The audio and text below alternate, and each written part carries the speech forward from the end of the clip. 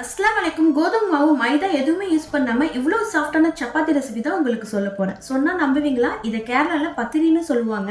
1 cup அரிசி மாவுக்கு 1.5 cup தண்ணி சேர்த்துக்கோங்க. இது கூட தேவையான உப்பு, 1 டேபிள் ஸ்பூன் தேங்காய் எண்ணெய் சேர்த்து தண்ணி நல்லா கொதிச்சதும் 1 கப் இடியாப்ப மாவு சேர்த்து நல்லா கெட்டியாகிற அளவுக்கு கிண்டிக்கிட்டே இருக்கணும். இடியாப்ப மாவு கொதிக்கிற தண்ணியில சேர்க்கும் போது ஸ்டவ் லோ ஃபிளேம்ல வச்சுக்கோங்க. மாவு மிக்ஸ் ஆகுற வரைக்கும் ஸ்டவ் ஆஃப் பண்ணாதீங்க. இப்போ மாவு நல்லா மிக்ஸ் ஆகுனதும் ஸ்டவ் ஆஃப் பண்ணிட்டு ஒரு பிளேட்டுக்கு மாத்திக்கோங்க. மாவு நல்லா சூடா இருக்கும். இப்போ சின்னதா ஒரு பவுல் வச்சு நல்லா அழுத்தி பிசைஞ்சு விட்டுக்கோங்க. இப்போ கை பொறுக்கிற அளவுக்கு சூடு வந்துடும். கையில தேங்காய் எண்ணெய் அப்ளை பண்ணிட்டு நல்லா சப்பாத்திக்கு மாவு பிசைற மாதிரி பிசைஞ்சு விட்டீங்கன்னா நல்லா சாஃப்டா இருக்கும். நான் சொன்ன அளவுல நீங்க பண்ணீங்கன்னா கரெக்டா 10 பீஸ் கிட்ட கிடைக்கும். மாவு வெடிப்பு இல்லாம உருண்டை பிடிச்சு அரிசி மாவுல டஸ்ட் பண்ணிட்டு திரட்டி எடுத்துக்கோங்க. இந்த இடத்துல கண்டிப்பா உங்களுக்கு டவுட் வரும், இடியாப்ப மாவுல திரட்ட முடியுமான்னு. கண்டிப்பா முடியும். அழுத்தி திரட்டாம ஜென்ட்லா திரட்டி எடுத்துக்கோங்க. அரிசி மாவுல பண்றதால சைடுல லைட்டா கிராக்டா இருக்கும். பாக்குறதுக்கு ஷேப் அழகா இருக்கிறதுக்காக இப்ப ஏதாவது மூடி வச்சு கட் போட்டுக்கோங்க. இப்போ அழகான ஷேப்ல கிடைச்சிடும். குக் பண்ணி எடுத்துடலாமா? இப்போ தோசை தவா நல்லா ஹீட் பண்ணிட்டு ஒரு சைட் குக் ஆகும் போது மேல பபிள்ஸ் வரும். இந்த ஸ்டேஜ்ல ஃபிளிப் பண்ணி போட்டு நல்லா இது மாதிரி பொங்கி வரும்.